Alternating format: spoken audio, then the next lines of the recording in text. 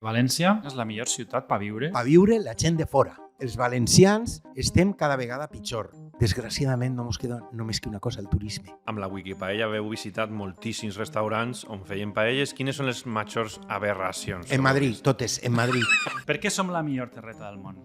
No, terreta no, eixa paraula no. Vosaltres quan doneu el guardó del Cacau d'Or Li canvia la vida. és per tota la vida. Per tota la vida. Sí, jo ha hagut gent que li ho he donat i li ho haver tret a l'any següent. Perquè l'esmorzar, que és més vertebrador que la paella. I l'arròs al forn, tio. És l'arròs que més ens agrada als valencians. El que passa és que... Això anava a dir. Ja, no ho diguem.